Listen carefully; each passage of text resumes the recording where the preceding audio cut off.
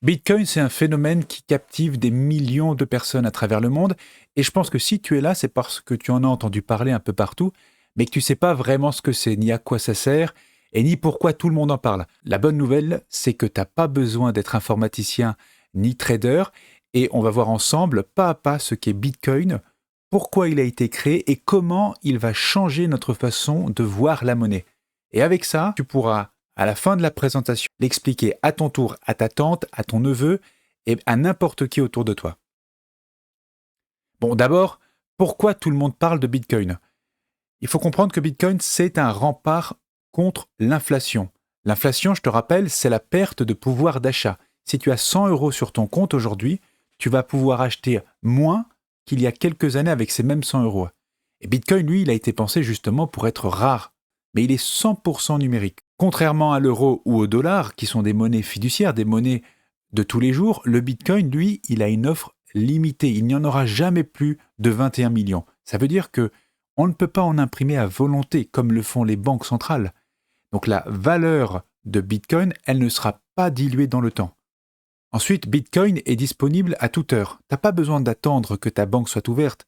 Le réseau va fonctionner 24 heures sur 24, 7 jours sur 7, y compris les week-ends et les jours fériés. Donc ça, c'est une réelle révolution quand on sait que un système bancaire traditionnel va fermer le vendredi soir et rouvrir seulement le lundi matin.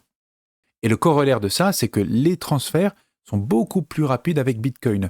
Si tu as déjà fait un virement bancaire sur ton application, tu auras constaté qu'on te demande d'attendre un jour ouvré, voire 2 jours. Avec Bitcoin, c'est l'affaire de seulement quelques minutes.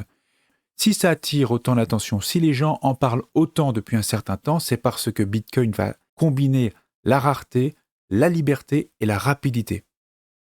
Bon alors concrètement, qu'est-ce que c'est Bitcoin? D'abord, Bitcoin, c'est un protocole informatique.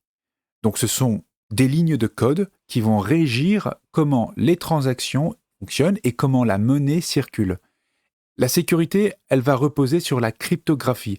Et donc c'est de là qu'est tiré le radical crypto pour les crypto-monnaies. Si tu veux dépenser tes bitcoins, tu dois prouver que tu es bien le propriétaire des bitcoins grâce à une clé privée. C'est un peu comme une signature numérique. Et donc celui qui détient cette clé privée détient réellement les bitcoins.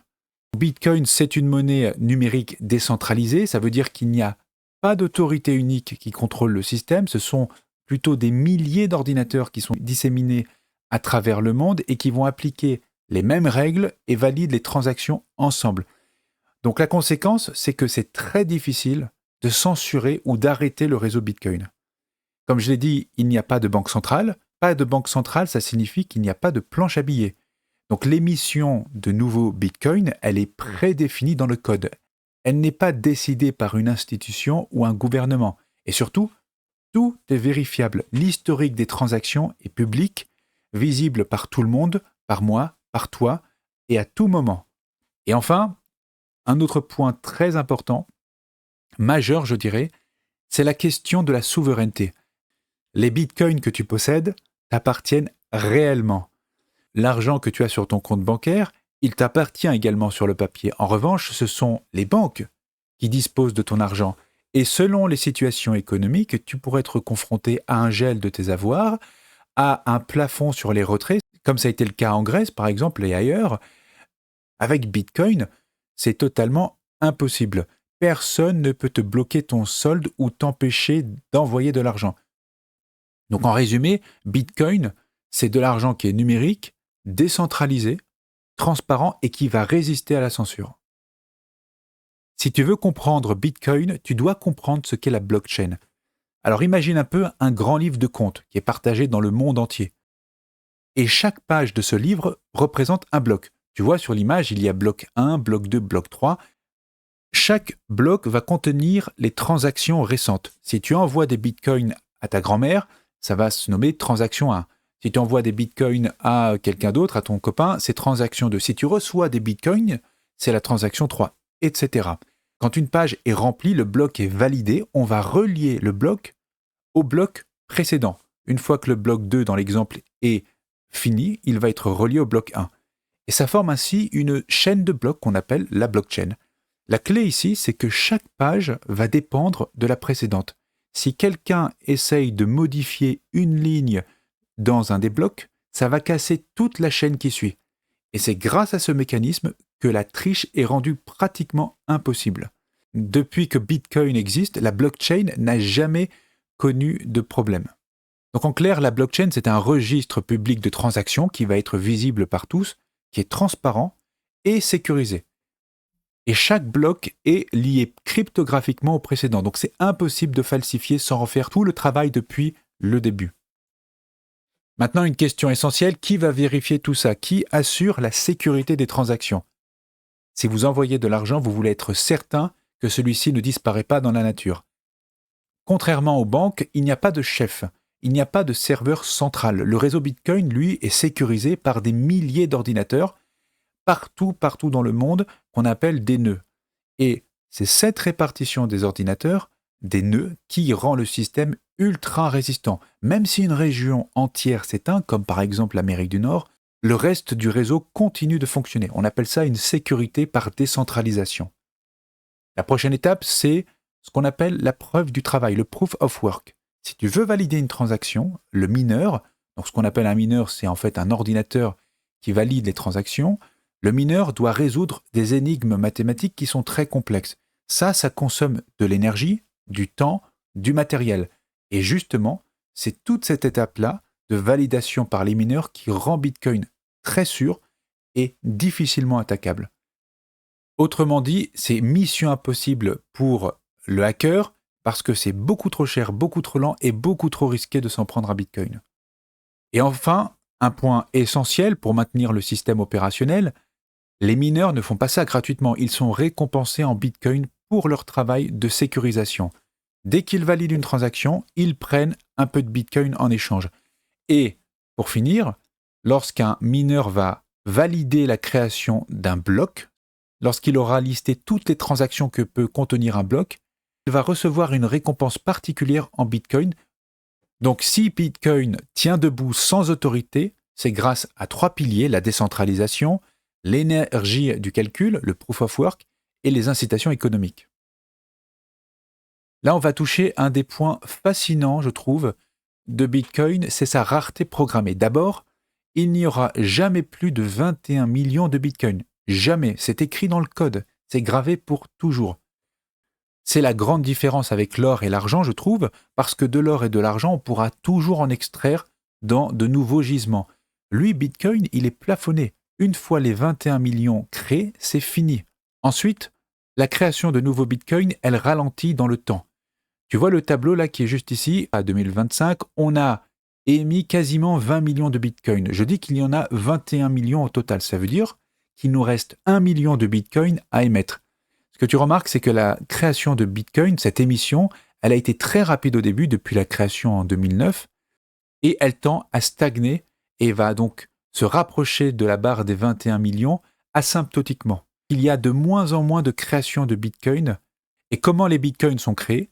Ils sont créés lorsque le mineur, si vous vous souvenez, valide le bloc. Il va recevoir sa récompense qui est aujourd'hui de 3,125 Bitcoin et cette récompense, elle va diminuer dans le temps, elle sera divisée par 2 tous les 4 ans, on appelle ça un halving.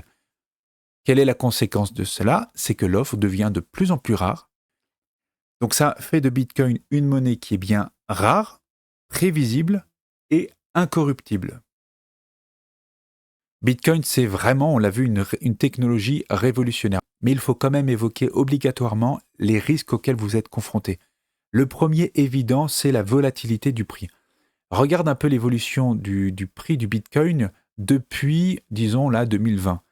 Il a augmenté pour atteindre à peu près en 2021 un pic à 60 000 euros, puis il a chuté pour descendre sous les 20 000 euros en 2023.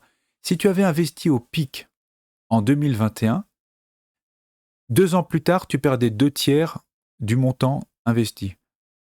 Donc, si tu paniques, si tu n'es pas capable de supporter cette baisse émotionnellement, tu risques de faire n'importe quoi et de perdre de l'argent. La personne qui a tout vendu en 2023, si elle avait attendu 2 ans de plus, tu vois, elle aurait presque pu doubler son gain. Donc, il y a une règle très importante quand on investit en crypto-monnaie, mais c'est vrai aussi en bourse. On n'investit jamais l'argent dont on a besoin à court terme. Bitcoin, c'est un placement long terme, ce n'est pas un livret A. Les débutants sont en plus aussi confrontés à des arnaques, ça c'est le gros risque. Il y a de faux sites, de fausses applications qui imitent des plateformes officielles, etc. Si c'est trop beau pour être vrai, c'est une arnaque. Et le dernier point important, c'est que les transactions, elles sont irréversibles. Si tu envoies du Bitcoin de l'émetteur A à l'émetteur B, la transaction, tu ne peux pas revenir en arrière. Si tu fais un virement depuis ton application bancaire et que tu t'es trompé, si tu appelles rapidement la banque, il se peut qu'ils annulent le virement. Avec Bitcoin, ce n'est pas possible. Bon, concrètement, à quoi sert Bitcoin? D'abord, beaucoup le considèrent comme un placement long terme, un peu comme de l'or numérique. Son offre, on l'a vu, est limitée, elle est prévisible, donc on ne peut pas en créer à volonté, contrairement aux monnaies fiduciaires traditionnelles comme l'euro ou le dollar. Ça en fait un actif hyper intéressant si tu veux préserver la valeur dans le temps. Et tu n'as pas besoin de coffre pour le transporter, contrairement à l'or. Une simple clé et une application pour l'acheter. Bitcoin permet d'envoyer de l'argent à l'international. Il n'y a aucune frontière.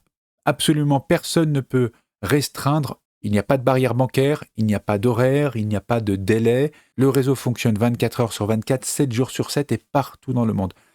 Et enfin, un point très important, c'est comment l'utiliser dans ses achats du quotidien. Pour le moment, en France, c'est assez compliqué, mais partout dans le monde, il faut savoir que de plus en plus de boutiques, d'indépendants ou d'associations acceptent les paiements en Bitcoin. Il y a même eu dernièrement la première transaction immobilière en France il n'y a pas longtemps. Donc Bitcoin sert à épargner, à transférer de l'argent et bientôt de plus en plus à payer des biens de consommation et peut-être aussi des biens immobiliers et surtout sans intermédiaire et partout sur la planète. Bon, en résumé, qu'est-ce qu'on peut retenir de Bitcoin? D'abord, Bitcoin, c'est une monnaie sans banque. Les échanges, ils se font directement entre personnes, il n'y a pas d'intermédiaire puisque la banque est supprimée, et le réseau fonctionne 24 heures sur 24, 7 jours sur 7. Tu vas pouvoir envoyer ou recevoir de la valeur à tout moment, même en dehors des horaires bancaires, et ensuite, Bitcoin est traçable et sécurisé. Toutes les transactions sont inscrites dans une blockchain publique qui est protégée par la cryptographie. Tu n'as pas besoin de faire confiance à une institution. La confiance, elle va venir du code Bitcoin, du code du protocole Bitcoin et des règles communes. Et enfin, c'est une monnaie qui est limitée, sécurisée. Elle est mondiale. Son offre, elle est plafonnée à 21 millions. Et son réseau, on l'a vu, est hyper robuste. On pourrait résumer tout ça en disant que Bitcoin, c'est une monnaie libre, transparente et probablement, dans le futur, universelle, pensée pour l'ère numérique. Voilà, merci d'avoir regardé cette vidéo. Si c'était utile pour toi, n'hésite pas à t'abonner et on se retrouve tout de suite dans la prochaine vidéo où l'on verra comment acheter tes premiers bitcoins. Allez, à plus!